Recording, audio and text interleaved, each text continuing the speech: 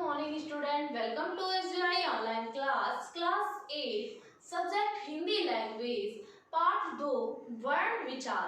बच्चों आज मैं आपको पाठ 2 वर्ण विचार के अंतर्गत वर्तनी को शुद्ध व अशुद्ध किस तरीके से लिखते हैं तथा उस अशुद्ध शब्द का शुद्ध प्रयोग किस तरीके से है मैं ये समझाऊंगी। तो उच्चारण तथा वर्तनी संबंधी कुछ ऐसी अशुद्धियां जिनके कारण भाषा को बोलना और लिखना प्रभावित होता है, इनके सही ज्ञान से भाषा की शुद्धता बनी रहती है। फिर से सुनिए, उच्चारण तथा वर्तनी संबंधी कुछ ऐसी अशुद्धियां जिनके द्वारा भाषा का बोलना तथा लिखना प्रभावित होता है, इनके सही ज्ञान से भाषा की शुद्धता बनी रहती है। सबसे पहले देखिए हर्ष स्वर और दीर्घ स्वर का शुद्ध प्रयोग। अशुद्ध शब्द है आभीन और शुद्ध शब्द अधीन। अशुद्ध शब्द है पालतू और शुद्ध है पालतू। अशुद्ध शब्द है बीमारी और शुद्ध है बीमारी। अशुद्ध शब्द है क्योंकि और शुद्ध शब्द है क्योंकि। दूसरे नंबर पे है ए ऐ ओ संबंधी शुद्ध प्रयोग। अशुद्ध शब्द ऐसा और शुद्ध शब्द ऐसा। अशुद्ध शब्द कौन और शुद्ध शब्द कौन। अशुद्ध शब्द शैर और शुद्ध शब्द शैर। अशुद्ध शब्द दौड़ और शुद्ध शब्द दौड़। इसके बाद है नासिका संबंधी शुद्ध प्रयोग। अशुद्ध शब्द शरण और शुद्ध शब्द शरण। अशुद्ध शब्द है रणभूमि और शुद्ध शब्द है रणभूमि। अशुद्ध शब्द है गुण और शुद्ध शब्द है गुण। अशुद्ध शब्द व्याकरण और शुद्ध है व्याकरण। इसके बाद है सामान्यतः की जाने वाली कुछ अन्य त्रुटियां। अशुद्ध शब्द परीक्षा और शुद्ध परीक्षा। अधिकतर गलती होती है परीक्षा और परीक्षा लिखने में, तो शुद्ध शब्द क्या है परीक्षा। इसी प्रकार से चाहिए, चाहिए अशुद्ध शब्द है और चाहिए शुद्ध शब्द है। अशुद्ध शब्द है वर्षा और शुद्ध शब्द है वर्षा। अशुद्ध शब्द है कृपा और शुद्ध कृपा। इसको मैं पुनः दोहराऊंगी। उच्चारण तथा वर्तनी संबंधी कुछ ऐसी अशुद्धियां जिनके कारण भाषा का बोलना और लिखना दोनों ही प्रभावित होता है, इनके सही ज्ञान से भाषा की शुद्धता बनी रहती है। पहला हर्ष स्वर और दीर्घ स्वर का शुद्ध प्रयोग। अशुद्ध शब्द और शुद्ध शब्द। अशुद्ध शब्द आधीन और शुद्ध है अधीन। अशुद्ध शब्द है पालतू और शुद्ध शब्द पालतू। अशुद्ध शब्द है बीमारी और शुद्ध शब्द है बीमारी। अशुद्ध शब्द है क्योंकि और अशुद्ध शब्द इसका क्योंकि। इसके बाद ए ऐ ओ संबंधी शुद्ध प्रयोग। अशुद्ध शब्द ऐसा और शुद्ध शब्द ऐसा। अशुद्ध शब्द है कौन और शुद्ध शब्द है कौन। इसके बाद अशुद्ध शब्द शैर और शुद्ध शब्द है शैर। अशुद्ध शब्द है दौड़ और शुद्ध शब्द है दौड़। नासिका संबंधी शुद्ध प्रयोग। अशुद्ध शब्द शरण और शुद्ध शब्द है शरण। अशुद्ध शब्द है रणभूमि और शुद्ध शब्द है रणभूमि। अशुद्ध शब्द है गुण और शुद्ध शब्द है गुण। अशुद्ध शब्द है व्याकरण और शुद्ध शब्द है व्याकरण। सामान्यतः की जाने वाली कुछ अन्य त्रुटियां। अशुद्ध शब्द परीक्षा और शुद्ध शब्द परीक्षा। अशुद्ध शब्द चाहिए और शुद्ध शब्द चाहिए। अशुद्ध शब्द है वर्षा और शुद्ध शब्द है वर्षा। अशुद्ध शब्द है कृपा और शुद्ध शब्द है कृपा। बच्चों आज के लिए इतना ही। आप इस पाठ में जो मानक संबंधी, जो वर्ण संबंधी कुछ अशुद्धियां अशुद्धियां हैं, जो मात्राओं में बच्चे अशुद्धियां करते हैं, इसको पढ़ करके आप समझेंगे और शुद्ध शब्द लिखने का प्रयत्न करेंगे। Thank you students.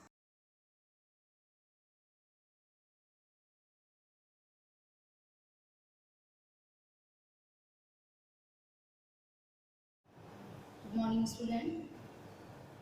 Today we will continue our topic subject predicate, which is part of the sentence. As in my previous audio, I have started your grammar part, and in my previous video, I told you about the types of the sentence and parts of the. What is difference between types of the sentence and parts of the sentence? So, student, today we will explain parts of the sentence. यानी एक sentence में कितने part maximum हो सकते हैं, मतलब इसको हम कितने पार्ट में डिवाइड कर सकते हैं. तो basically a sentence can be divided in two parts, subject and predicate. Subject and predicate. Okay. What is subject? That has been explained very clearly, and I think you have got it very well. That subject is a head word, main word, and it carries along with itself its determiner, qualifier, adjective and adjective phrase. Means to say, head word जो है, जो noun के रूप में होता है, pronoun के form में होता है, वो head word अपने साथ में ज़्यादा से ज़्यादा तीन चीज़ों को, थ्री एक्स्ट्रा वर्ड्स को, तीन चीज़ों को कैरी कर सकता है. अपने पहले सबसे पहले इसका डिटरमाइनर और क्वालिफायर होता है.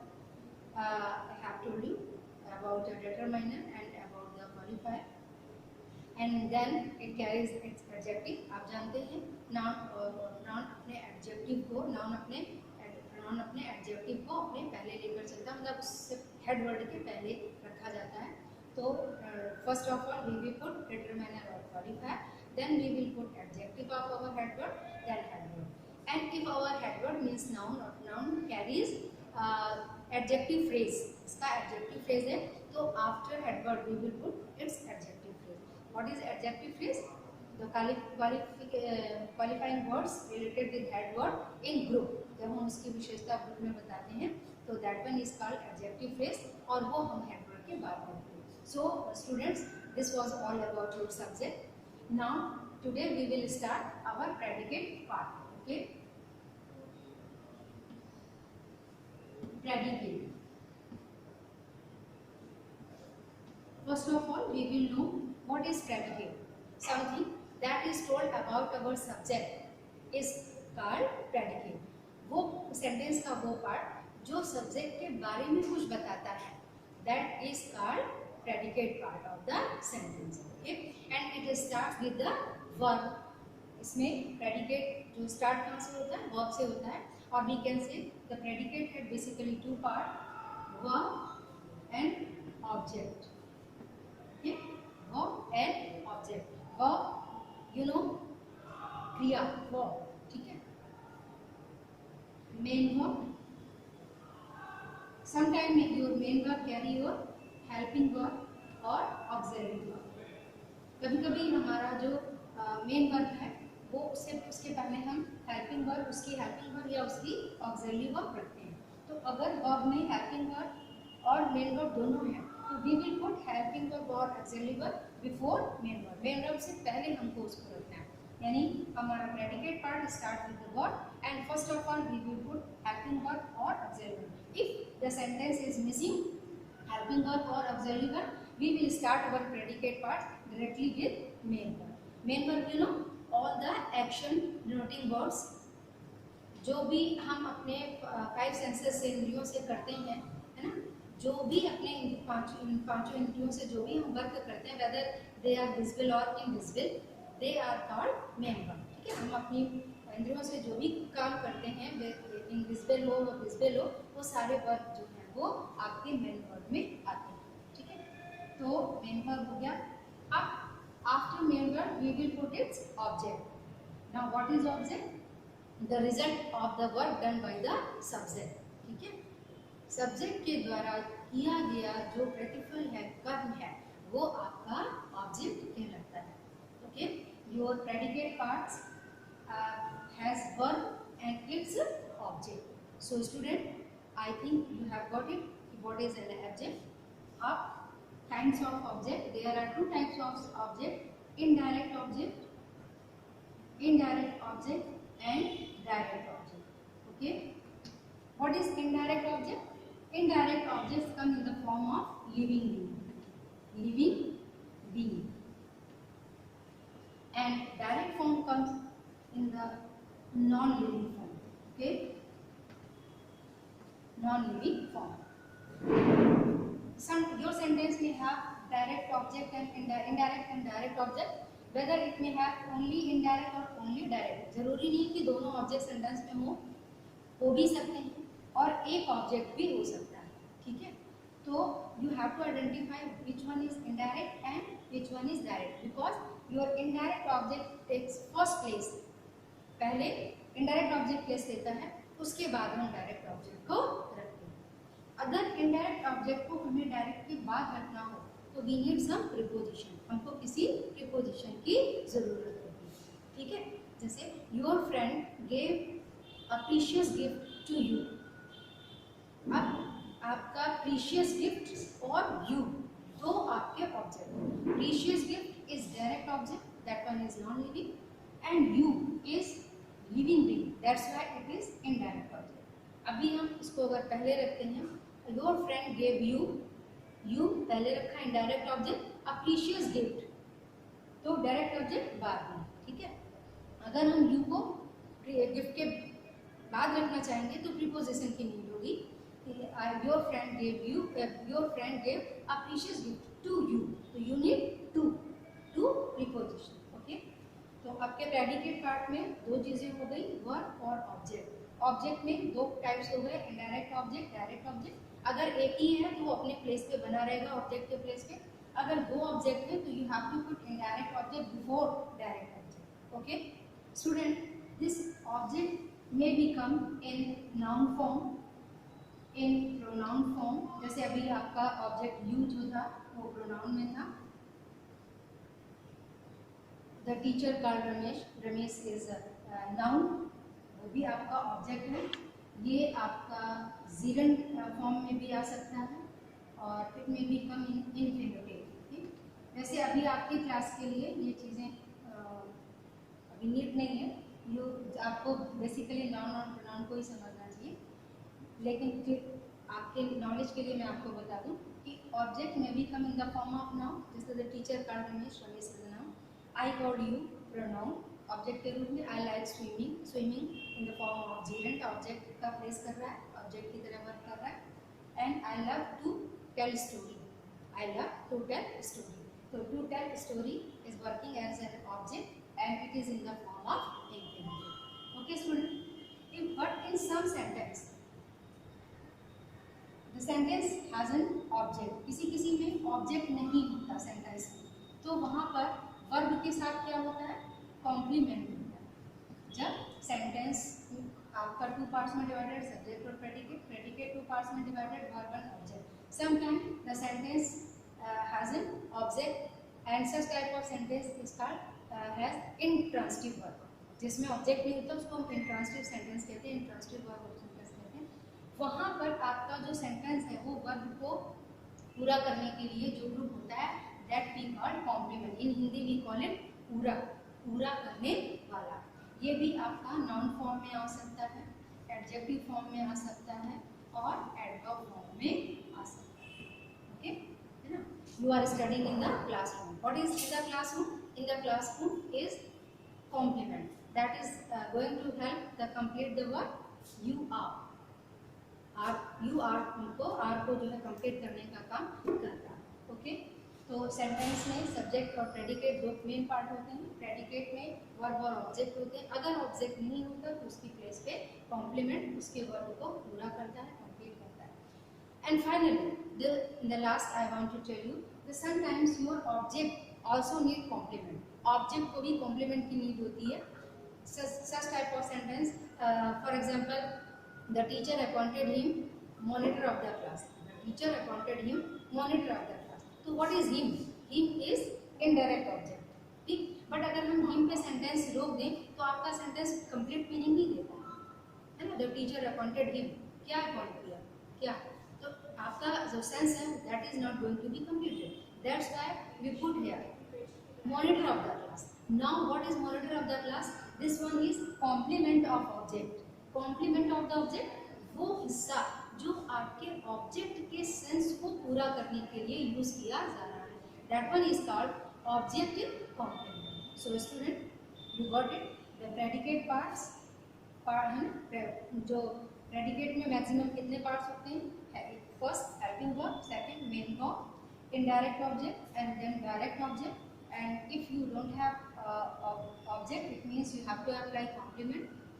You have to apply complement, and sometimes you need object complement. So all about you got about your subject and predicate. This one was the first chapter. Now I am going to explain example of your chapter. How you are going to put predicate part in right order. Okay. Sentence number 1. My uncle. Now you have to put serial order of predicate part. That one is London going aeroplane by his tube. Okay. What will be the right order? My uncle is going to London by aeroplane. Next one is the doctor. Disorder part is rest take two advised as me. Now the right order of the predicate part is the doctor has advised me to take rest. Next one, my father brought a new cycle. My father, and disorder part is me a cycle new bought for. So my father brought a new cycle for me. Next one is paper. This is one is subject part. Disorder part is languages were different speak in. Right answer is people speak different languages in the world. Last one is the fox is subject part. Disorder part is animal A is cunning. Right order is the fox is a cunning animal. So student, this one is for your first chapter, and I think that you have got it very well. That's enough for today. Have a nice day.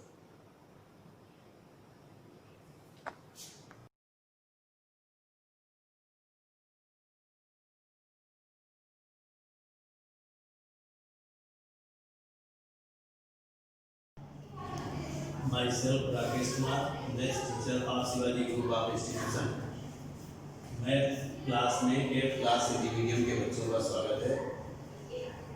बच्चों, पिछली class में आपने exercise number 2.1 के question number 3 का अध्ययन कर लिया था. क्वेश्चन नंबर 4 से स्टार्ट करते हैं. तो क्वेश्चन नंबर 4 है 8,21,516 को किस छोटी से छोटी संख्या से गुणा किया जाए कि यह संख्या पूर्ण घन बन जाए. पांचवें में भी इसी तरीके का क्वेश्चन है. पांचवा में वह छोटी से छोटी संख्या ज्ञात करो जिससे गुणा करने पर 1600 एक पूर्ण घन बन जाए. तो पांचवा क्वेश्चन देखते हैं. दोनों एक जैसे हैं. तो क्वेश्चन नंबर 5. क्वेश्चन नंबर 5 में है संख्या क्या है 1600. यानी किस छोटी से छोटी संख्या में गुणन से गुणा किया जाए कि 1600 पूर्ण घन बन जाए. तो इसको जानने के लिए हमें इसके प्राइम फैक्टर करने हैं. तो 1600 लिखेंगे. 1600 के आभाज्य गुणनखंड करेंगे तो 2 से भाग चला जाएगा क्योंकि 0 है. 2 8 16 8 हो गया. फिर 2 से जाएगा और 400 हो जाएगा. फिर 2 से तो 200. अभी भी 2 से तो 100 आ गया. फिर 2 से होगा 2 पंचे 10 और 50 आ गया. फिर 2 से तो 25 आ गया. और अब 5 से कटेगा. 5 से भाग देंगे तो 5 बार जाएगा और 5 से देंगे तो 1 हो गया. यानी इसके आभाज्य गुणनखंड हमको मिले 6 टाइम्स 2 है और 2 टाइम्स 5 है. तो 2 into 2 into 2 into 2 into 2 into 2 into 5 into 5. अब हम 3 के जोड़े बनाते हैं. पूर्ण घन संख्या में 3 के जोड़े कंप्लीट होते हैं. तो पहला जोड़ा तो हमारा हो गया 2 का 1. फिर दूसरा 2 का 1 हो गया. लेकिन तीसरा जोड़ा 5 का कंप्लीट नहीं है. तो हमें इस संख्या में अगर हम इसमें 5 को और गुणा कर दें तो संख्या पूर्ण घन हो जाएगी क्योंकि हमारा एक जोड़ा कंप्लीट हो जाएगा. तो आंसर हमको क्या मिलेगा. अतः 1600 में 5 से इसी 5 से गुणा करने पर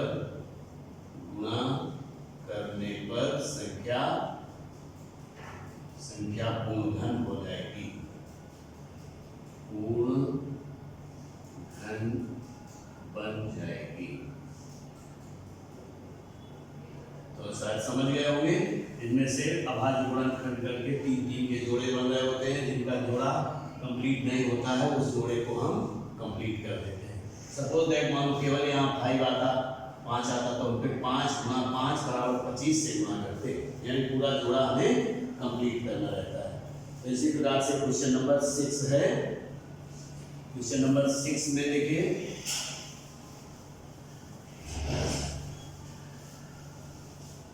क्वेश्चन नंबर 6 है आपका 39,366 को किस छोटी से छोटी संख्या से भाग दे कि भागफल पूर्ण घन बन जाए। तो इसमें भी हमको 39,366 इसके भी अभाज्य गुणनखंड करने रहेंगे। तो नीचे 6 है तो 2 से विभाजित हो जाएगा, 2 से भाग में तो 2 दूनी 4, 2 नवा 18, 1 बच गया 13 हो गया, 2 6 12, 2 8 16 और 2 3 6। अब देखिए इसमें 2 1 ये अलग हो गया। अब इसके अगर अभाज्य गुणनखंड करना चाहें तो कर लें। 8 3 11 6 17 और 9 26 और 2 28, ये संख्या 3 से भी विभाजित नहीं होगी। तो केवल ये 2 का एक जोड़ा, कोई जोड़ा नहीं बन रहा है, केवल 2 मिल रहा है। तो इसी 2 से भाग कर दें अगर इस संख्या को, तो संख्या पूर्ण घन बन जाएगी। सर समझ गए होंगे। बिल्कुल सेम उसी तरीके से करना है। इसके अभाज्य गुणनखंड करके, चूंकि 2 अकेला मिल गया, अभी संख्या 2 से विभाजित नहीं हो रही है, तो इसी संख्या से भाग देंगे तो संख्या पूर्ण घन बन जाएगी। तो इस प्रकार से अब क्वेश्चन नंबर 7 में है आपका वो सत्य और असत्य, यानी एक्सरसाइज कंप्लीट होने जा रही है। क्वेश्चन नंबर 7 को ऐसे ही देख लें। क्वेश्चन नंबर 7 में है निम्नलिखित कथनों में सत्य अथवा असत्य कथन बताइए। तो पहला है सभी प्राकृत संख्याओं के घन विषम होते हैं। तो ये तो गलत लिखा हुआ है, क्योंकि सम संख्या होगी और विषम संख्याएं होंगी, तो कोई जरूरी नहीं कि वो घन विषम हो। 4913 एक पूर्ण घन है, तो ये है पूर्ण घन। फिर अगला है थर्ड नंबर, यदि ए कामा ए बी की को विभाजित करता है तो ए क्यू पॉइंट ए बी के घात 3 को विभाजित करेगा, तो निश्चित रूप से करेगा, क्योंकि घात 3 हो जाएगा और बी से हम भाग दे सकते हैं। ठीक, तो अब अगला है -3375 संख्या 15 का घन है। तो बिल्कुल नहीं हो सकता, क्योंकि 15 धनात्मक संख्या है। अगर हम किसी संख्या का घन मूल निकालते हैं ऋणात्मक संख्या का, तो ऋणात्मक ही होता है, लेकिन इसमें 15 धनात्मक दिया गया है, इसलिए गलत है। सम संख्या का घन विषम संख्या होती है, तो ये भी गलत है कि सम संख्या का घन एक सम संख्या ही प्राप्त होती है। तो इस प्रकार से ये एक्सरसाइज आपकी कंप्लीट हो गई। एक्सरसाइज नंबर 2.2 का 1-2 क्वेश्चन इसमें और देख लेते हैं। क्वेश्चन एक्सरसाइज नंबर 2.2 लिखा हुआ निम्नलिखित के घनमूल ज्ञात कीजिए। घनमूल ज्ञात करने में संख्याएं काफी दी गई हैं, लेकिन आप सबको घनमूल निकालना तो आ ही गया है, लेकिन एक हम इसका बता देते हैं। तो इसका पहला क्वेश्चन है 27 यानी 2744 अब बराबर इनके उस तरीके से घनमूल नहीं निकालने, बस घनमूल ज्ञात कीजिए। तो अब फैक्टर करते हैं, प्राइम फैक्टर करें इसे जैसे 2744 2 से भाग चला जाएगा, 2 एकम 2, 2 तिहाई 6, 1 बचा 2 सत्ते 14 और 2 दूनी 4। फिर चूंकि इकाई के स्थान पर 2 है तो हम 2 से फिर भाग करेंगे, 13 बनेंगे, 2 6 12, 2 अट्ठे 16 और 2 छह 12। अभी भी ये संख्या 2 से विभाजित हो जाएगी तो 2 तिहाई 6, 2 चौको 8, 2 तिहाई 6। अब ये संख्या 2 से विभाजित नहीं होगी क्योंकि इकाई के स्थान पर 3 आ गया। तो 3 4 7 3 10, यानी ये संख्या 3 से भी विभाजित नहीं होगी। 7 से देखते हैं, 3 से नहीं होगी तो अब डायरेक्ट 7 से देखेंगे। 7 से शायद हो सकती है, तो 7 चौको 28 और 6 34, 63 हो गया। 7 9 63। और अभी भी ये संख्या 49 से 7 से विभाजित हो जाएगी तो 7 बार जाएगा और 7 से फिर 1 बार जाएगा। तो इस प्रकार से हमको 2744 के प्राइम फैक्टर क्या मिल गए? 2 × 2 × 2 × 7 × 7 × 7। अब चूंकि क्यूब रूट निकालना था इसलिए इसमें रूट भी लगाना चाहिए और इसके बाहर 3 भी लिखना होगा, और इसमें भी रूट लगा दें और इसमें भी 3 को बाहर लिखते हैं। 3 इसलिए क्योंकि इसी से पता चलता है कि हमको घनमूल निकालना है या वर्गमूल निकालना है। अगर कुछ नहीं लिखा होगा तो फिर वर्गमूल निकालना है, 3 लिखा होगा तभी घनमूल निकालना होता है। तो अब हमको घनमूल में 3 के जोड़े बनाने लगते हैं और प्रत्येक जोड़े से एक संख्या को बाहर निकाल लेते हैं। तो इस जोड़े से 2 आ गया और इस जोड़े से 7 आ गया, तो बराबर 7 दूनी 14, यानी संख्या 2744 का घनमूल हमने निकाला 14 आ गया। तो इस प्रकार से क्वेश्चन नंबर पहला आप कर सकते हैं। क्वेश्चन नंबर 2 में माइनस की संख्या है, तो क्वेश्चन नंबर 2 जल्दी से देख सकते हैं। क्वेश्चन नंबर 2 में संख्या है हमारे पास -8000। इसका सेकंड पार्ट है -8000। तो इसमें भी हम क्यूब रूट लगाएंगे और क्यूब रूट लगाने के पहले इस माइनस को बाहर निकाल देंगे, यहाँ लगा देंगे। अब हमको 8000 के फिर से अभाज्य गुणनखंड करने रहेंगे।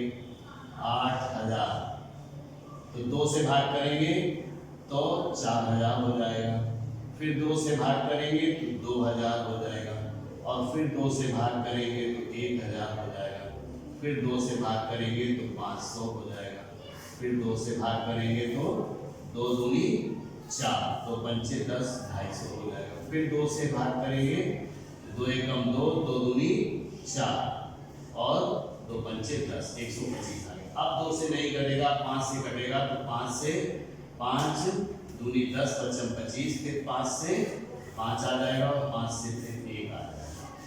तो इसके हमको अभाज्य गुणनखंड क्या मिल गए? माइनस को हम बाहर लगाए रहेंगे ऐसे, तो 6 बार 2 है, 3 बार 5 है, तो 2 गुणा 2 गुणा 2 गुणा 2 गुणा 2 गुणा 2, 1 2 3 4 5 6 और गुणा 5 गुणा 5 गुणा 5, 3 के जोड़े बनाएंगे और प्रत्येक जोड़े से एक अंक को बाहर लगा देंगे, लेकिन उसके पहले माइनस जरूर लगा देंगे। तो 2 गुणा 5 बराबर 2 दूनी 4 पंचे 20, यानी -20। ये आपको आंसर मिल गया। माइनस वाली संख्याओं में केवल ध्यान ये रखना है कि माइनस करने से बाहर लगा करके प्राइम वेक्टर कर दें, 3 के जोड़े बना दें और प्रत्येक जोड़े से एक अंक को बाहर निकाल लें, गुणा करके लिख दें और घनमूल प्राप्त हो जाएगा। तो बच्चों इस क्लास में इस एक्सरसाइज यानी एक्सरसाइज नंबर 2.2 के क्वेश्चन नंबर 2 तक ही करना होगा। बस आज यहीं तक, आगे नेक्स्ट क्लास में करेंगे।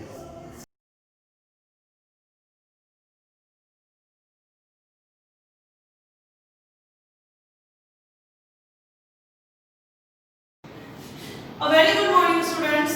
बच्चों मैं आज आपको क्लास 8 ज्योग्राफी, आज मैं आप लोगों को मानचित्र समझाऊंगी, मानचित्र कार्य समझाऊंगी, मैप वर्क समझाऊंगी। और आज मैं आपको मैप में समझाने जा रही हूँ राज्य और राजधानियां व पड़ोसी देश। तो बच्चों ये हमारा भारत का मानचित्र है आपके सामने जो मैंने बनाया है। अब हम बात करते हैं भारत के पड़ोसी देश के बारे में। तो सबसे पहले बच्चों भारत का पड़ोसी देश हमारा है पाकिस्तान,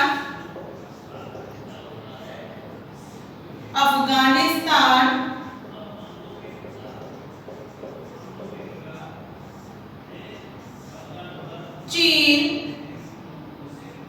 नेपाल, भूटान, बांग्लादेश और श्रीलंका।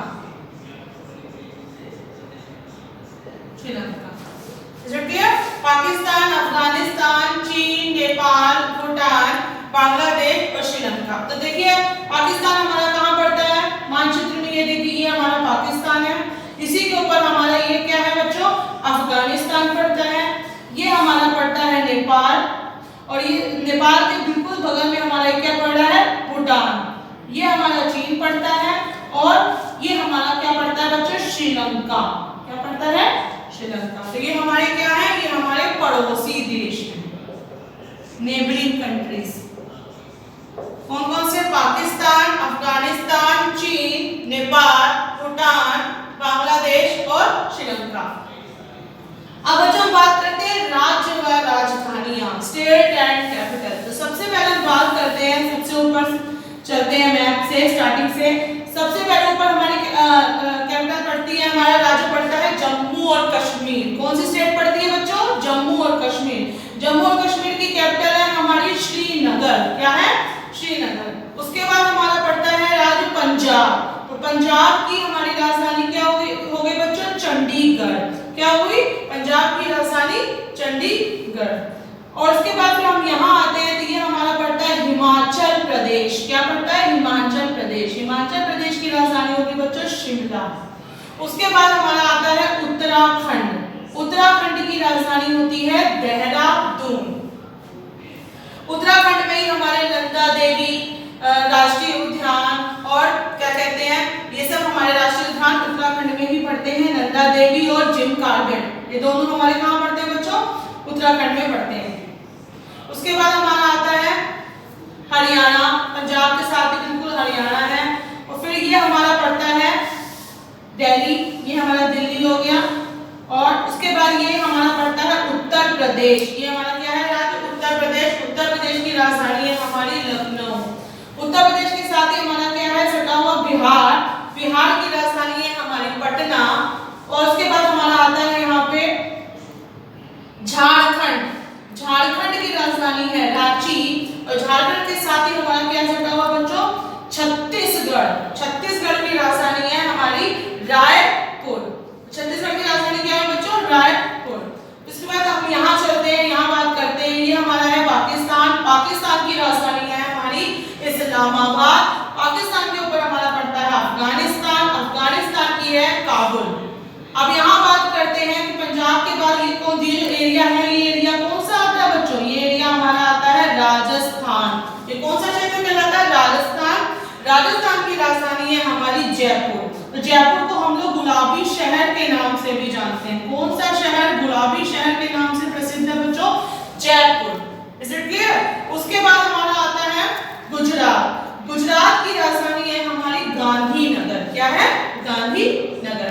उसके बाद हमारा आता है राज्य मध्य प्रदेश। मध्य प्रदेश की राजधानी है बच्चों भोपाल। उसके बाद हम बात करते हैं, हमारा आता है महाराष्ट्र। महाराष्ट्र की है मुंबई। महाराष्ट्र के बाद ये आपका ये जो छोटा सा बना हुआ पॉइंट, ये हमारा है गोवा। गोवा की राजधानी है बच्चों पणजी। उसके बाद हमारा आता है ये तेलंगाना की क्या होगी बच्चों, हैदराबाद। और ये एरिया हमारा क्या पड़ता है, कर्नाटक। कर्नाटक की क्या होगी हमारी राजधानी, बेंगलुरु। और फिर ये देखिए मैप में सबसे लास्ट में ये देखिए जो दिया, ये हमारा पड़ता है केरल। केरल की राजधानी हो गई तिरुवनंतपुरम। और ये हमारा नेबरिंग कंट्री हो गया श्रीलंका। श्रीलंका की राजधानी होती है कोलंबो।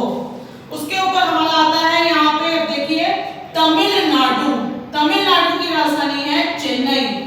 उसके बाद बच्चों हमारा आता है आंध्र प्रदेश। आंध्र प्रदेश की राजधानी है अमरावती। क्या है, अमरावती।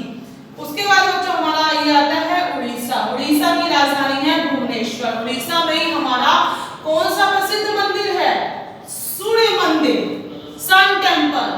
तो ये कहाँ पड़ता है बच्चों, उड़ीसा के कोणार्क में पड़ता है सूर्य मंदिर। तो सूर्य मंदिर कहाँ स्थित है बच्चों, कोणार्क में। कोणार्क कहाँ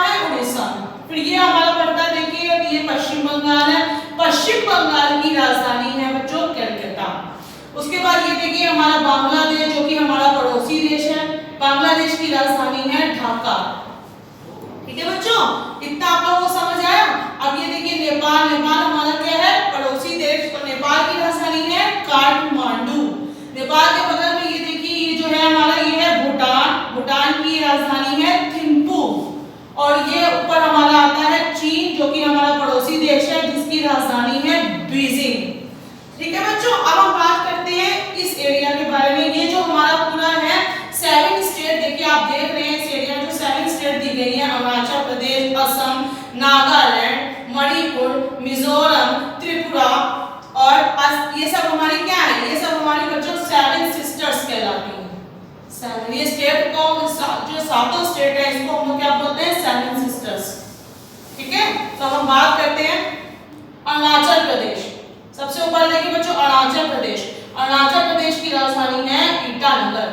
उसके बाद ये आता है हमारा असम, असम की राजधानी है बच्चों दिसपुर। और असम में ही हमारा क्या पड़ता है, काजीरंगा नेशनल पार्क पड़ता है। काजीरंगा नेशनल पार्क हमारा कहाँ पड़ता है बच्चों, असम में पड़ता है। ठीक है, उसके बाद हमारा आता है ये नागालैंड। ये देखिए ये जो है हमारा ये नागालैंड है, नागालैंड की राजधानी है कोहिमा।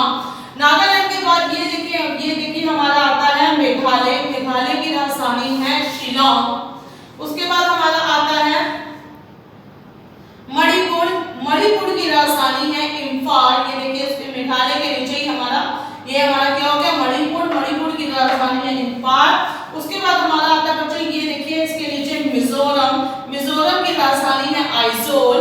और उसके बाद फिर हमारा देखिए मिजोरम के साथ ही हमारा जो सटा हुआ ये हमारा क्या है त्रिपुरा, त्रिपुरा की राजधानी है Agartala.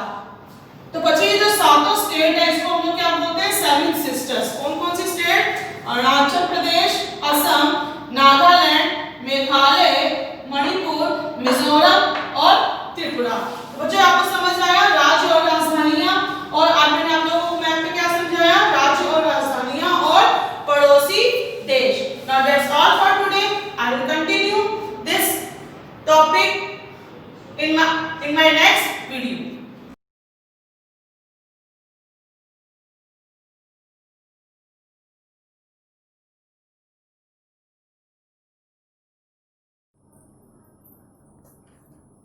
Hello class, welcome to you Shivaji group of institutions online classes. Students, मैं आपको भारत के वायसराय के बारे में पढ़ा चुकी हूँ, जिससे मैंने आपको इससे प्रीवियस वीडियो में 3 वायसराय के बारे में पढ़ाया था। भारत के वायसराय माने भारत का 16वीं ईस्वी में ईस्ट इंडिया कंपनी भारत आई। ईस्ट इंडिया कंपनी ने धीरे से यहाँ के माने राजनीतिक व्यवस्था को देखकर माने यहाँ राजनीतिक व्यवस्था से इंक्लूड हुई, और धीरे से भारत में पहले गवर्नर जनरल और धीरे धीरे करके भारत में वायसराय के पद माने उन लोगों ने ग्रहण किए। भारत में 100 माने ब्रिटिश सरकार को 100 वर्ष माने अपना राज्य स्थापित करने के लिए लगभग 100 वर्षों का समय लगा। भारत के वायसराय में इससे पहले आप कई वायसराय के बारे में पढ़ चुके हैं। आज हम आपको लॉर्ड रीडिंग जिनका समयकाल 1921 से 1926 था, माने 1921 से 1926 तक लॉर्ड रीडिंग का समय था, जिसमें असहयोग आंदोलन माने महात्मा गांधी का असहयोग आंदोलन जो था वो इसी पीरियड में हुआ।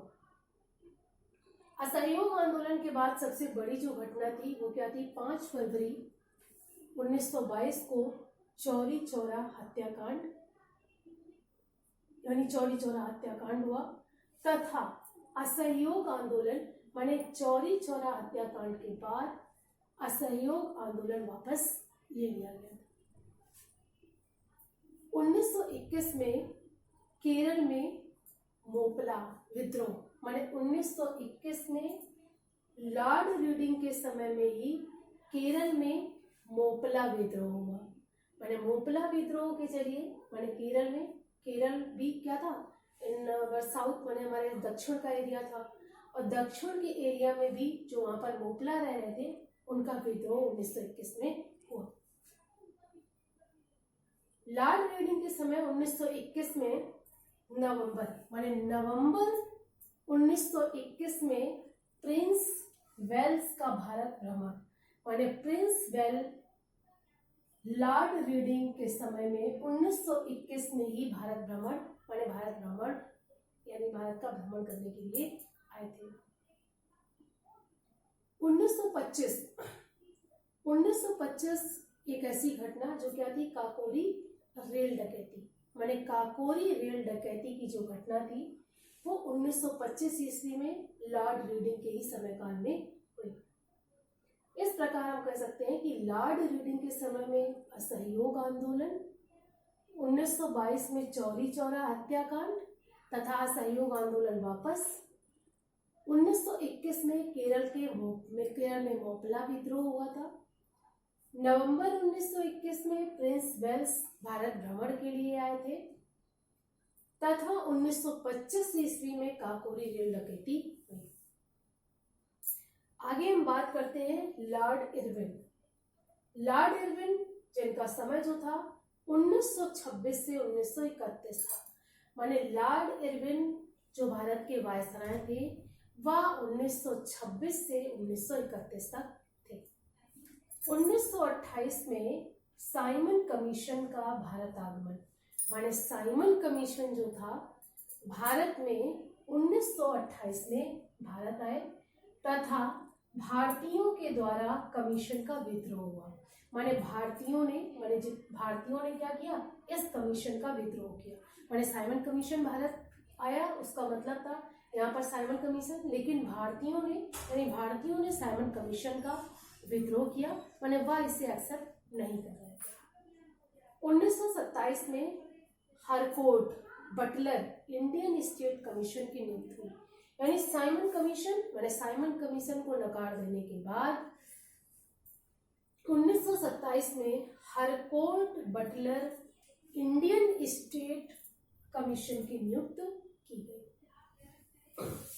1929 में दिल्ली में सभा कक्ष में बम विस्फोट हुआ, माने सभा कक्ष माने जहाँ पर सभा कक्ष की मीटिंग हॉल, माने वहां पर बम विस्फोट हुआ जिसके कारण लाहौर के assistant superintendent of police Sanders की हत्या कर दी गई। ये क्या था, माने सबसे बड़ी घटना थी सैंडर्स की हत्या। सैंडर्स की हत्या के बाद जो भी हमारे ब्रिटिश शासक थे, माने उनका क्रोध जो था, गुस्सा था और भी अधिक बढ़ गया था। परंतु 1929 जो कि सभा कक्ष में मीटिंग हॉल में बम विस्फोट किया गया जिससे लाहौर के सुप्रीटेंडेंट ऑफ पुलिस सैंडर्स की हत्या हुई। 1929 में दिल्ली में रेल दुर्घटना कब, लॉर्ड इरविन के समय में हुई थी। ये भी क्या था, 1929 की एक बड़ी घटना थी। तथा 1929 में पूर्ण स्वराज आंदोलन जिसमें भारतीयों ने कि पूर्ण स्वराज आंदोलन की स्टार्टिंग की थी। उनका मानना था कि वह अपने राज्य में पूरी तरह से स्वतंत्र हैं और उन्हें अब किसी भी तरह का कोई अंग्रेजों का जो शासन है वह पसंद नहीं है, इसलिए उन्हें पूर्ण स्वराज की मांग की थी। लॉर्ड वेलिंगटन 1931 से 36, जिसमें वर्ष 1931 में द्वितीय गोलमेज सम्मेलन हुआ। 1932 में कम्युनल अवार्ड की घोषणा की गई, 1932 में कम्युनल अवार्ड की घोषणा की गई लॉर्ड वेलिंगटन के समय में। तथा 1932 में 31 में द्वितीय गोलमेज सम्मेलन हुआ एंड 1932 में तृतीय गोलमेज सम्मेलन किया गया। तथा 1935 में गवर्नमेंट ऑफ इंडियन एक्ट 1935 में गवर्नमेंट ऑफ इंडियन एक्ट पारित किया गया। तथा 1935 में एक सबसे बड़ा काम जो था कि भारत को वर्मा से अलग वर्मा का पृथ्वीकरण वर्मा को भारत से अलग कर दिया गया। ये क्या था, अंग्रेजों का ही शासन था, वह चाहते थे कि वह किस तरह से डिवाइडेड हो। आज मैंने आपको इन 3 वायसराय के बारे में पढ़ाया है, आगे के वायसराय के बारे में मैं आपको कल पढ़ाऊंगी। Thank you for attending this class.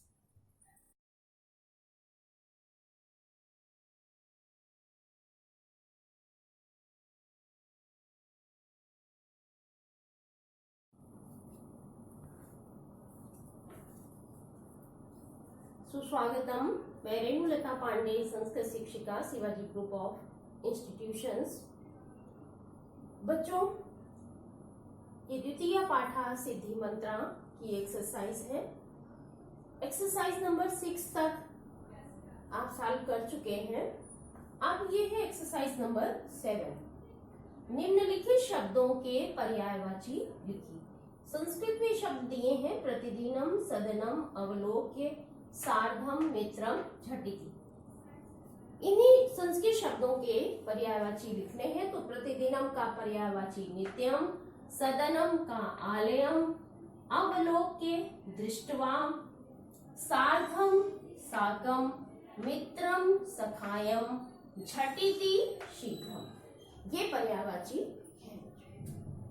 Next exercise है निम्नलिखित वाक्यों का संस्कृत में अनुवाद कीजिए। पहला है सेंटेंस, रमेश मथुरा में रहता है। इसका संस्कृत अनुवाद है रमेशः मथुरायां निवसति। गाय हमको दूध देती है। बच्चों, जब दा धातु होती है, दा मीन्स देना, जब हम किसी को देते हैं तो जिसको देते हैं उसमें चतुर्थी विभक्ति का प्रयोग होता है, भले ही कारक का चिन्ह कुछ भी हो।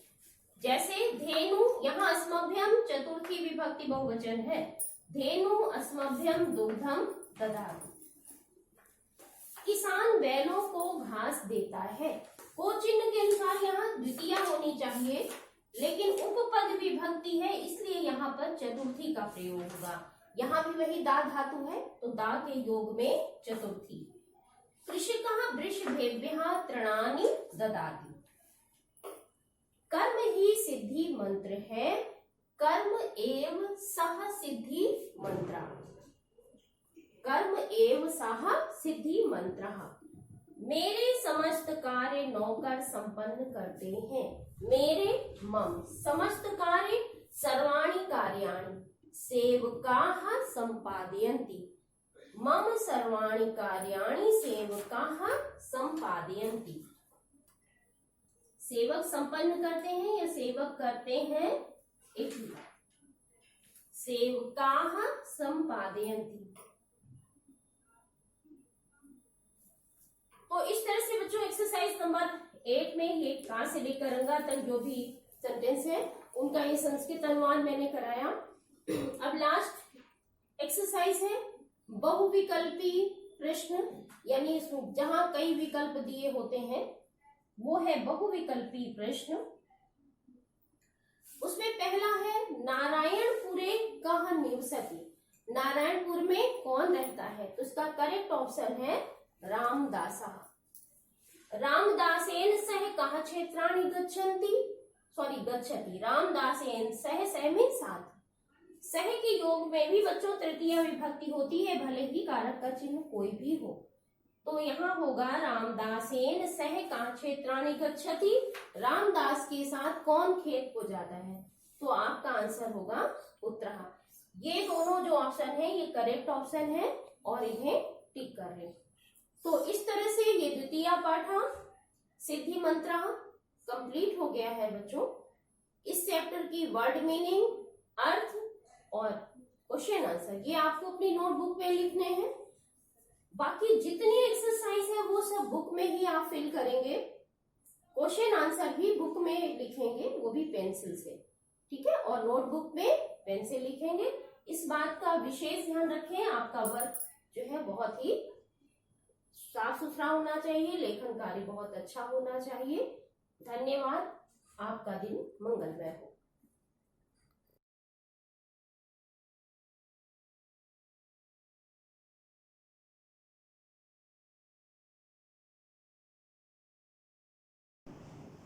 Myself Rakesh Kumar, science teacher of Group of Shivaji Institution। Science class में 8th क्लास हिंदी मीडियम के बच्चों का स्वागत है। तो बच्चों आज इस क्लास में पढ़ेंगे चैप्टर कोशिका तथा ऊतक का पार्ट है जंतु ऊतक। जंतु ऊतक में पहला ऊतक है हमारे पास एपिथेलियल ऊतक के कार। तो एपिथेलियल ऊतक इनके आकार, व्यवस्था तथा कार्य के आधार पर इन्हें 4 भागों में बांटा जा सकता है। स्तंभाकार नंबर 1 स्तंभाकार ऊतक, स्तंभाकार, और नंबर 2 रोमाभी, रोमाभी, और नंबर 3 सल्की ऊतक, सल्की, और नंबर 4 ग्रंथि, नंबर 4 ग्रंथि। तो एपिथेलियल ऊतक 4 प्रकार के होते हैं। नंबर 1 स्तंभाकार, नंबर 2 रोमाभी, शरीर में रोम वगैरह पाए जाते हैं जिससे अपशिष्ट पदार्थ या जल बाहर निकलता है। फिर तीसरा है सल्की ऊतक, और नंबर 4 है ग्रंथि ऊतक, यानी चूंकि आंतरिक ग्रंथियां भी तो पाई जाती हैं शरीर में, वो भी ऊतकों से बनी होती हैं। तो इस प्रकार से एपिथेलियल ऊतक के 4 प्रकार होते हैं। कौन कौन से? स्तंभाकार, रोमाभी, सल्की और ग्रंथि। एपिथेलियल ऊतक का कार्य है ये शारीरिक अंगों को ढककर उन्हें सुरक्षा प्रदान करना, यानी शारीरिक अंगों को ढककर उनको सुरक्षा प्रदान करना। नंबर 2 ये पाचक रस को एकत्र करके और भोजन में मिला करके भोजन को अवशोषित होने लायक या बनाना इनका काम होता है।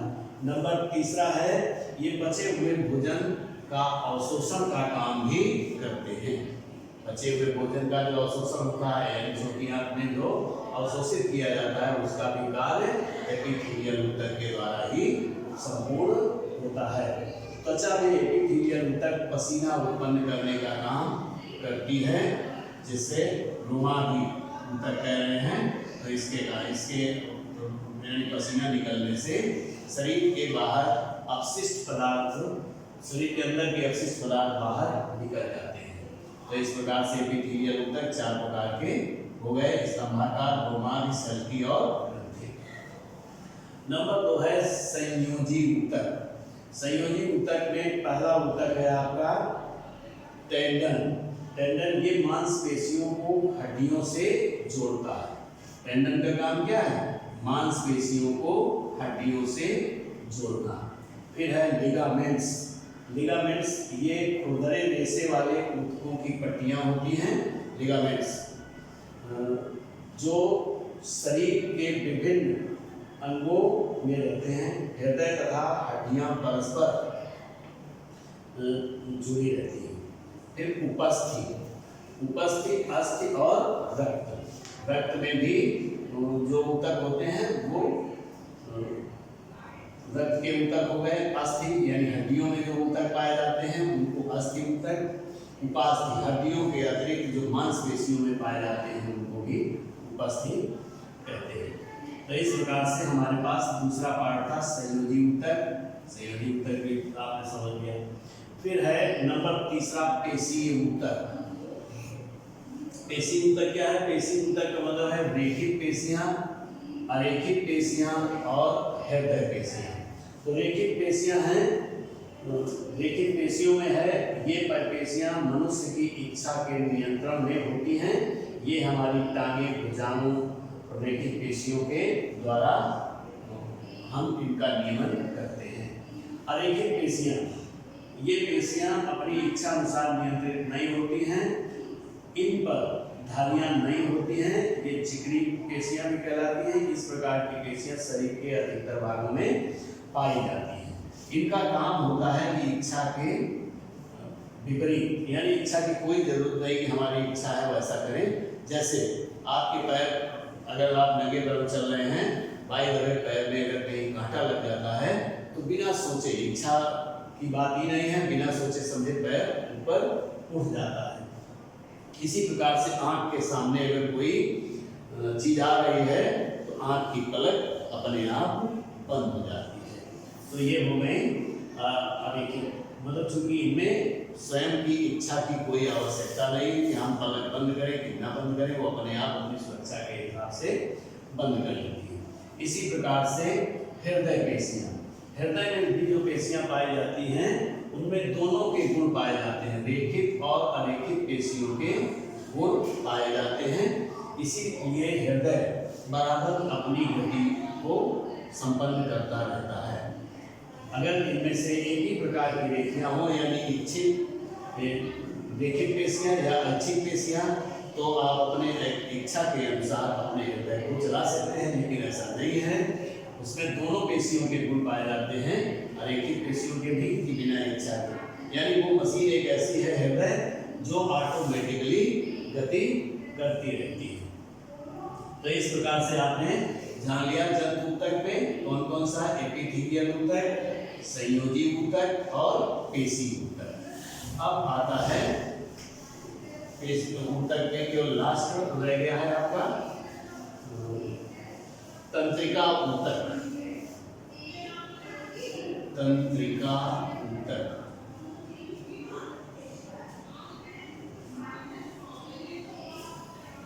तो इस क्लास में बच्चों यही तक, यानी जंतु ऊतकों में एपिथेलियल, संयोजी और इन तीन का ही अध्ययन करेंगे, क्योंकि तंत्रिका ऊतक में चित्र बना करके अगले वीडियो में हम आपकी हेल्प करेंगे।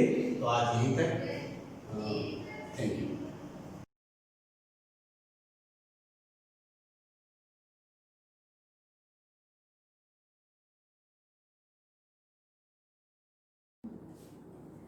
Good morning students. बच्चों क्लास 8H में कंप्यूटर की क्लास है, चैप्टर नंबर 2 कंप्यूटर की संरचना। पिछली क्लास में हम लोगों ने इनपुट डिवाइसेस के बारे में पढ़ा था। इनपुट डिवाइसेस क्या होते हैं और उसका एग्जाम्पल, कीबोर्ड और माउस इनपुट डिवाइस के एग्जाम्पल हैं। इस चैप्टर में हम लोग कीबोर्ड और माउस के बारे में पढ़ना था। कीबोर्ड हम लोग पिछली क्लास में पढ़ चुके हैं, आज हम लोग माउस के बारे में पढ़ते हैं। माउस का स्ट्रक्चर देख लीजिए, कुछ इस तरह का होता है, कुछ इस तरह का आपका ये माउस होता है, ठीक है। जनरली माउस की जो है वो इस तरह से ही होगा, ठीक है। माउस को हिंदी में जो है वो पुक भी कहते हैं। क्या कहते हैं उसको, या टेक्निकल भाषा में इसको हम लोग पुक कहते हैं। माउस पहली चीज क्या है कि माउस आपका एक इनपुट डिवाइस है। ये ध्यान रखिएगा कि अगर आपका इस तरह से लिखने को आता है कि माउस के बारे में लिखिए, तो आपको सबसे पहले ये बताना जरूरी है कि वो इनपुट डिवाइस है कि आउटपुट डिवाइस है। क्लियर। उसके बाद फिर आपका माउस एक इनपुट डिवाइस है, पहली चीज। दूसरा, इसमें क्या होता है, इसको हम लोग टेक्निकल भाषा में या तकनीकी भाषा में हम लोग इसको क्या कहते हैं, पुक कहते हैं। ये चूहे के आकार का होता है और इसलिए हम लोग इसको जो है वो माउस कह रहे हैं। अब इसका यूज कैसे करते हैं, माउस को जनरली जो है वो GUI इंटरफेस पे हम लोग यूज करते हैं। कहाँ पर, GUI इंटरफेस में हम लोग यूज करते हैं। यहाँ पर क्या होता है कि आप जो भी अपने आइकन्स और बटन्स को हम लोग किसकी हेल्प से सेलेक्ट करते हैं, हम लोग with the help of mouse, हम लोग माउस की हेल्प से जो है वो सेलेक्ट करते हैं। माउस का स्ट्रक्चर क्या होता है, माउस पे मुख्यतः आपके दो बटन होते हैं, एक लेफ्ट और एक राइट बटन होता है और एक उसमें व्हील होती है। माउस को क्या करते हैं, उसमें जो व्हील होती है सरफेस की सहायता से हम लोग उसको घुमा सकते हैं। वो किसी भी एक सरफेस पे रख करके और व्हील की सहायता से वो घूमता है। और माउस जो है स्क्रीन पे जब अगर आपका माउस जो है वो मूव कर रहा है तो एक एरो इस तरह से पॉइंटर बन के आता है। और ये पॉइंटर जो होता है वो जिस भी ऑब्जेक्ट पे आप या जिस भी प्रोग्राम या आइकन पे आप जाके क्लिक करते हो तो सेलेक्ट होता है। जैसे कीबोर्ड में हम लोग एंटर प्रेस करते हैं तब वो कमांड आपका क्रियान्वित होता है। यहाँ पर आपने सेलेक्ट करने के बाद आपको क्लिक के द्वारा जो है वो एग्जीक्यूट होगा। ये चीज सबको समझ में आ गई। उसके बाद क्या होता है, माउस जो होते हैं वो जनरली दो तरह के होते हैं, एक होता है वायरलेस और एक होता है वायर्ड। वायर्ड माउस वो होता है जो कि आपका वायर के थ्रू जो है वो CPU से या कंप्यूटर से आपका कनेक्ट होता है। और जनरली हम लोग जो माउस के लिए जो है वो पैरेलल और सीरियल पोर्ट जो है वो यूज होता है। कौन सा यूज होगा इसमें जनरली जो है वो सीरियल या पैरेलल आपका इंटरफेस या पैरेलल पोर्ट यूज होता है, ठीक है। अब हम उसके अलावा आपका एक दूसरा होता है वायरलेस माउस। वायरलेस माउस में क्या होता है, वायरलेस माउस वो माउस होते हैं जिनमें आपका वायर नहीं लगा होता है, ठीक है। उसे बिना वायर के होता है, लेकिन उसके लिए आपको सेंसर होता है जिससे वो एक पर्टिकुलर कंप्यूटर के लिए ही वो वर्क करता है। इस तरह से आपका ये हो गया। अब उसके बाद आता है कि माउस जो है वो क्या क्या काम करता है, माउस से हम लोग क्या क्या काम कर सकते हैं।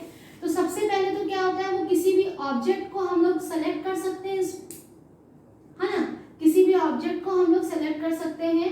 दूसरा आपका क्या होता है, माउस के द्वारा ड्रैग कर सकते हैं किसी ऑब्जेक्ट को, ड्रैग करके दूसरी जगह पर। ड्रैगिंग का मतलब क्या हो गया, इसमें ड्रैगिंग का मतलब ये हो गया कि सपोज अगर आपने माउस का ये बटन है, माउस का किसी भी आपने आइकन को सेलेक्ट किया और उसके बाद बटन को प्रेस करके उसको खिसका के दूसरी जगह ले गए, तो क्या होगा, वो जो आपका आइकन है वो एक जगह से उठ के दूसरी जगह पे शिफ्ट हो जाएगा। ठीक है, उसके बाद आपका क्या होता है, ये भी मैंने बता ही दिया कि ऑब्जेक्ट को हम लोग क्लिक करके सेलेक्ट करते हैं। दूसरा ये हो गया कि आपका माउस को हम लोग ड्रैग कर सकते हैं। ठीक है, तो इस तरह से ये माउस के आपके फंक्शन होते हैं। इसके बाद अब आपका आता है आउटपुट डिवाइस। आउटपुट डिवाइसेस क्या होते हैं बच्चों, आउटपुट डिवाइसेस वो डिवाइसेस होते हैं जिनकी सहायता से हम लोग जो प्रोसेस्ड डेटा होता है या जो इंफॉर्मेशन होती है उसको हम लोग डिस्प्ले कर सकते हैं। प्रोसेस्ड डेटा या जो इंफॉर्मेशन होती है जिसको हम लोग कहते हैं सूचना, ठीक है, या सूचना को प्रदर्शित कर सकते हैं with the help of output device. यहाँ पे आउटपुट जो आपके आउटपुट डिवाइसेस है उनके कौन कौन से एग्जांपल है। सबसे पहला तो मॉनिटर है। मॉनिटर में आप देखते हैं कीबोर्ड के द्वारा जो भी डेटा हम लोग टाइप करते हैं वो आपका मॉनिटर के द्वारा जो है वो स्क्रीन पर डिस्प्ले हो जाता है। उसके बाद अब आपका आता है सेकेंड आता है प्रिंटर। ठीक है, प्रिंटर में भी आपका क्या होता है कि आपका जो भी हम लोगों ने कोई भी मैटर सपोज हमने कोई डॉक्यूमेंट जो है वो टाइप किया है तो वो आपको एक हार्ड कॉपी में, वो पेपर में जो भी आपका टेक्स्ट है, कोई पिक्चर है या जो भी इंफॉर्मेशन है उसको प्रिंट करके देता है। तो यहाँ पे आउटपुट डिवाइसेस में आपको दो तरीके से इंफॉर्मेशन मिलती है। मॉनिटर में आपको मिलती है सॉफ्ट कॉपी, ठीक है, और प्रिंटर के द्वारा मिलती है आपको हार्ड कॉपी। तो ये आपका शॉर्ट क्वेश्चन में आ भी सकता है कि आपको ऐसा कौन सा आउटपुट डिवाइस है जो कि आपको हार्ड कॉपी देता है इंफॉर्मेशन की। तो वो इस तरह से आप ये इसके आंसर्स को लिख सकते हैं। अब आती है बारी कि हम लोग पढ़ेंगे कि ये मॉनिटर क्या होता है। ठीक है,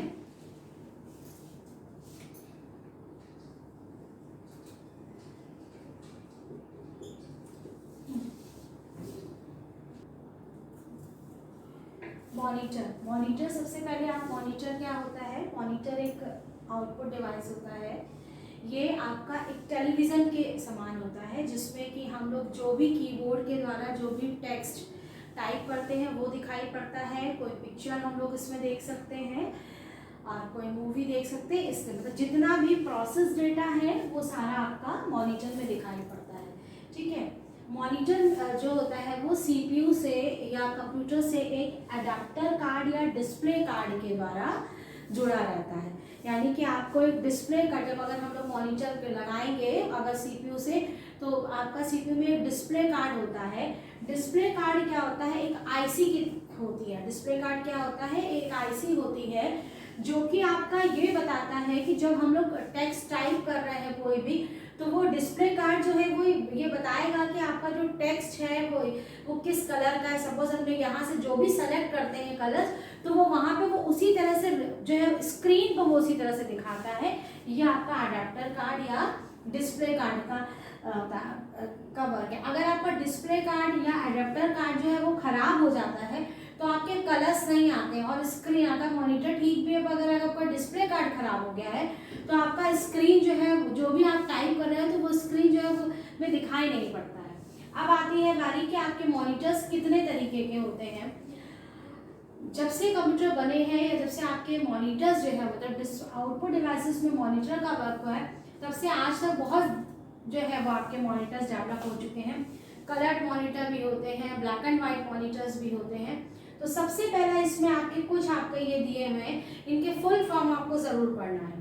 सबसे पहला आपका दिया है MDA, जिसको ये है मोनोक्रोम डिस्प्ले अडेप्टर। ठीक है, मोनोक्रोम डिस्प्ले अडेप्टर, ये जो आपका मॉनिटर होता है ये आपका सिर्फ टेक्स्ट को डिस्प्ले करता है। टेक्स्ट का मतलब जो भी हम लोग लिख रहे होते हैं कीबोर्ड से, अल्फाबेट्स से नंबर्स, केवल ये टेक्स्ट को डिस्प्ले करता है, ये आपकी पिक्चर को डिस्प्ले नहीं करता है। इसमें से 3 कलर होते हैं, वाइट कलर होता है यानी कि सफेद होता है, हरा होता है और नीला, 3 कलर केवल ये प्रदर्शित करता है। उसके बाद आपका आता है HGH, HGA होता है, HGA यानी कि इसको हम लोग बोलते हैं हेरिकुलस ग्राफिकल अडेप्टर, हेरिकुलस ग्राफिकल अडेप्टर। इसमें जो है वो आपका टेक्स्ट और पिक्चर्स, हेरिकुलस ग्राफिकल अडेप्टर में आपका टेक्स्ट और पिक्चर दोनों चीजें जो है वो आपकी मॉनिटर पर डिस्प्ले होती है। फिर आपका आता है colour graphical adapter, colour graphical adapter. Colour graphical adapter में क्या होता है कि आपका टेक्स्ट और ग्राफिक्स दोनों ही आते हैं और जो भी आपके पिक्चर और टेक्स्ट है वो कलर में जैसा कि नाम से वैसे दिख रहा है। फिर आता है आपका EGA, इसका फुल फॉर्म होता है enhanced graphical adapter. Enhanced graphical adapter में आपके जो आपकी जो पिक्चर्स होती हैं वो इन कंपैरिजन HGA और CGA की अपेक्षा जो है वो बहुत ही क्लियर होता है। ठीक है, उसके बाद अब आपका आता है ये VGA। VGA माने वीडियो ग्राफिक अडेप्टर। इस समय जो मेन जो फेमस या प्रचलित जो आपका अडेप्टर है वो यही आपका VGA, जिसका फुल फॉर्म है वीडियो ग्राफिकल अडेप्टर। ये आपका कलर्ड पिक्चर्स, कलर्ड आपके वीडियो और जो भी आप टेक्स्ट जो है वो कलर में दे रहे हैं उसकी मतलब बहुत ही नीट एंड क्लीन और स्पष्ट जो है वो आपका फिगर जो है वो डिस्प्ले करता है। उसके बाद अब आपका एक वर्ड आएगा बच्चों, ये वर्ड आपका जब हम लोग मॉनिटर पढ़ते हैं तो हमें पिक्सल के बारे में ज़रूर पता होना चाहिए कि पिक्सल क्या होता है। आप इस हम लोग अगर कंप्यूटर की स्क्रीन है या आप इस बोर्ड पे ही देख लीजिए, अगर हम एक डॉट भी लगा रहे हैं तो वो एक स्पेस ऑक्यूपाई करता है। ठीक है, होता क्या है, पिक्सल का मतलब क्या होता है, ये जो आपको जो स्क्रीन जो आपको दिखती है उसमें जो भी आपकी जो पिक्चर बन के आ रही है, जो भी इमेज बन के आ रही है वो पूरी डॉट डॉट से बनती है। हम लोग पहले हम लोग के घर में जब संडे को एक बच्चों का जो न्यूज़पेपर में एक पेज आता है उसमें कभी आप लोगों ने देखा होगा कि ये डॉट डॉट करके ऐसे करके वो बनाते हैं, कोई आपको फिगर दे देते हैं और उसको कहते हैं कंप्लीट करिए और आप फिर उसको कंप्लीट करके बताते हैं कि हाँ ये फिगर जो है वो चाहिए। तो वो आपका जो स्क्रीन पे जो पिक्चर आप बनाते हो वो डॉट डॉट से बनती है। जो अब हम लोग ये कहते हैं ना कि हमारी इस पिक्चर की क्वालिटी बहुत अच्छी है, तो अगर आप खुद सोचो कि अगर आपका ये डॉट डॉट बहुत पास में है तो सीधी सी बात है वो पिक्चर जो है वो आपको बहुत क्लियर दिखेगी। अगर यही डॉट जो है वो बहुत दूर दूर है तो पिक्चर जो है वो बहुत स्प्रेड, जैसे हम लोग कभी कोई फोटो खींचते हैं मोबाइल से या जब हम लोग उसको डेवलप कराते हैं तो ऐसा लगता है ना वो पिक्चर बहुत ही बहुत मतलब स्प्रेड हो रही है, यानी कि स्क्रीन जो पिक्चर वो बहुत फटी फटी सी लग रही है। तो यहाँ पर क्या होता है, सीधी सी बात ये होती है जो भी आपकी जो पिक्चर है आपके स्क्रीन पर जो भी डॉट्स मतलब जो भी अल्फाबेट है या पिक्चर जो भी है वो आपका पिक्सल से बना होता है। समझ में आया? अब ये पिक्सल क्या चीज होती है, पिक्सल ये जो होते हैं वो डॉट से, यानी कि कोई भी आकृति जो है वो डॉट से बनती है और ये डॉट्स जो है वो कहलाते हैं पिक्सल कहलाते हैं। ये सबको क्लियर हो गया? तो यानी कि क्या हुआ कि अगर अब नंबर ऑफ पिक्सल्स जो है वो बहुत ज्यादा होंगे, अगर आपके नंबर ऑफ यानी कि नंबर ऑफ पिक्सल का मतलब हो गया अगर पिक्सल की संख्या बहुत ज्यादा है तो आपका क्या हो जाएगा, पिक्चर की क्वालिटी अच्छी होगी। ठीक है, अब आता है बात रिजोल्यूशन क्या चीज होती है। रिजोल्यूशन जो है वो यही है, अगर आपके नंबर ऑफ पिक्चर्स ज्यादा है तो उसको पिक्चर की क्वालिटी बहुत अच्छी होगी। हम लोग मोबाइल जब लेते हैं तो मोबाइल में हम लोग कहते हैं ना इसका रिजोल्यूशन, जब हम लोग कैमरा देखते हैं तो कहते हैं इसका रिजोल्यूशन बहुत अच्छा है, यानी कि पिक्चर क्वालिटी बहुत अच्छी है। तो रिजोल्यूशन या पिक्चर क्वालिटी का मतलब क्या हो गया, उसमें जो पिक्चर बन रही है वो नंबर ऑफ पिक्सल्स बहुत ज्यादा है। ठीक है बच्चों, तो यही हो गया पिक्सल। और रिजोल्यूशन का मतलब क्या होता है, नंबर ऑफ जो पिक्चर्स नंबर ऑफ पिक्सल्स जो रहते हैं वो जिसमें जितने अधिक है उसका रिजोल्यूशन जो है वो उतना ही अधिक होगा। बस आपको इस तरह से समझना है। अब उसके बाद अकॉर्डिंग टू द रिजोल्यूशन जो है वो आपका ये आपके 3 तरह के डिस्प्ले सिस्टम्स हैं। ये जितने भी अभी हम लोगों ने पहले मॉनिटर पढ़े थे वो सारे के सारे डिजिटल डिस्प्ले में ही आते हैं। ठीक है, डिजिटल डिस्प्ले जो होता है वो आपका जनरली जो है वो 3 इलेक्ट्रॉनिक रेज होती हैं, लाल, हरी और नीली, यानी कि रेड, ब्लू और ग्रीन से मिलकर वो सारे कलर्स को क्रिएट करता है। उसके अलावा आपका आता है एनालॉग डिजिटल। एनालॉग डिजिटल में भी इसी तरह से आपकी रेजेस यूज होती हैं, पर उसमें आरबीजी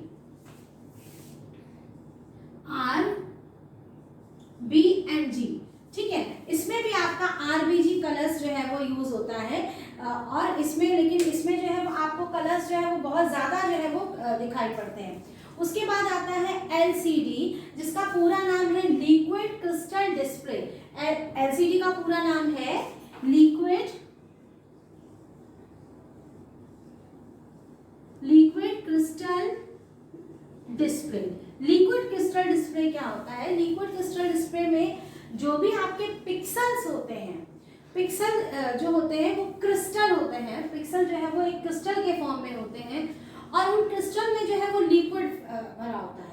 ठीक है, तो जब आपका इंफॉर्मेशन जो है वो इलेक्ट्रॉनिक, मतलब जब आपका जो भी इंफॉर्मेशन है या आपका जब उसमें इलेक्ट्रिक करंट जो है वो फ्लो किया जाता है, तो वो क्रिस्टल जो है वो क्या होते हैं, वो चमकने लगते हैं। ठीक है, और सबसे बेस्ट क्वालिटी जो है वो अगर आपकी पिक्चर क्वालिटी है वो आपकी आती है एलसीडी की। तो इस तरह से बच्चों इन शॉर्ट आपने मॉनिटर के बारे में पढ़ा। अब आता है कि मॉनिटर की सुरक्षा या उसकी केयर कैसे करनी चाहिए। सबसे पहली बात तो यह है कि मॉनिटर का जो स्क्रीन है उसको कभी भी आप बहुत ही हार्ड या स्क्रब से नहीं साफ करना चाहिए, एक बहुत ही सॉफ्ट कपड़े से ही साफ करना चाहिए। कभी भी मॉनिटर का जो स्क्रीन है उसको डायरेक्टली ऑफ नहीं करना चाहिए, पहले आप सीपीयू को प्रॉपर्ली शट डाउन करके फिर जब आपका हो जाए तब आपको उसका मॉनिटर ऑफ करना चाहिए। ठीक है, और उसकी जो ऑन ऑफ बटन होती है उसको बार बार पुश और पुल नहीं करना, उससे रिजोल्यूशन पे उसका फर्क पड़ता है। तो इस तरह से बच्चों आज हमारा ये टॉपिक खत्म हुआ। कल हम लोग कीबोर्ड और बाकी जो और भी आपके पोर्ट या डिवाइसेस हैं उनके बारे में पढ़ेंगे। Thank you, have a nice day.